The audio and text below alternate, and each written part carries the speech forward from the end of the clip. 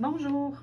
Aujourd'hui, je vous présente une playlist dans ma page YouTube qui s'appelle Aménagement extérieur 101, par où commencer pour un aménagement paysager intelligent. Vous allez y retrouver plusieurs trucs et stratégies que j'utilise dans mes projets. Aujourd'hui, je vais surtout vous parler d'un point vraiment important en aménagement paysager, c'est penser aux espaces de vie avant de penser à la décoration. Et c'est pour ça que j'ai eu l'idée de partir une playlist sur l'aménagement extérieur 101. La raison pourquoi je vous parle de ça aujourd'hui, c'est que j'ai vécu plusieurs défis avec mes clients. Je suis tannante, je suis celle qui ramène les idées, qui ramène toujours aux idées principales, mais chaque idée structure un aménagement paysager. Ça a un impact sur la globalité du terrain et du résultat. Exemple, j'ai un client qui me demande de ne pas avoir de margelle. À partir du moment où je ne mets pas de margelle, lorsque je vais créer mes pentes sur le terrain, je vais avoir évidemment un impact sur la globalité du terrain. Et je vais aussi avoir un impact sur les autres structures que je vais mettre sur le terrain. Est-ce que ça veut dire que si j'avais décidé de ne pas avoir de margelle, mon projet aurait été totalement différent? C'est possible. Est-ce qu'il aurait répondu à mes besoins? Ça, c'est une autre histoire. Ce qu'il faut prendre le temps, c'est de réfléchir à la globalité pour s'assurer de répondre vraiment aux besoins et aux désirs avant de faire le projet. Et quand on arrive dans le projet, il ne faut pas tout remettre en question. C'est important de ramener à, oui, mais il y a une raison pourquoi j'ai mis la margelle puis que ça a donné ça. Donc, je ne peux pas juste dire, ben finalement, je vais mettre des margelles puis je vais tout réenterrer. Non, il y a d'autres impacts que ça a sur le reste du terrain. Donc, ça, c'est un exemple parmi tant d'autres. À l'extérieur, on a une liberté d'espace énorme, mais si on ne structure pas les zones, dès le départ, on se retrouve avec quelque chose de beau, mais pas nécessairement fonctionnel. Quand vous travaillez avec une designer extérieure, le rôle n'est pas juste de faire quelque chose de beau. C'est de réfléchir à ce que votre terrain peut vous permettre de faire maintenant et dans le futur. Donc, avant de penser à la décoration, posez-vous les bonnes questions. De quel espace avez-vous besoin? À quoi vont-ils servir? Combien de personnes vont les utiliser? J'ai sur mon site web, dans la page FAQ, un petit questionnaire qui vous prépare à une première rencontre. Il va vous poser des questions sur les besoins au niveau du projet, sur les habitants du lieu qui vont utiliser ces espaces-là. Ensuite de ça, comme à l'intérieur, on va utiliser des termes pour nommer chaque espace, même s'il n'y a pas de mur.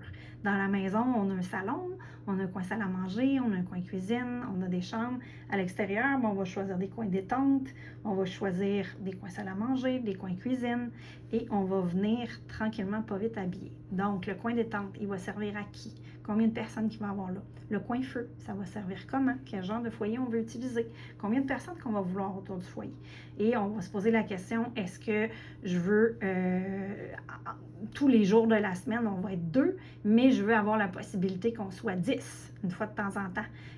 Même chose au niveau de la cuisine, la salle à manger. Est-ce qu'en tout temps, on va être 2, puis on va être très proche de la porte patio? Et j'aimerais ça quand même, une fois par mois, être 10 personnes. Mais là, à ce moment-là, on va être un petit peu plus loin, on l'accepte. Donc, il faut se poser toutes ces questions-là pour être capable, ensuite de ça, de venir faire un beau casse-tête dans notre aménagement paysager.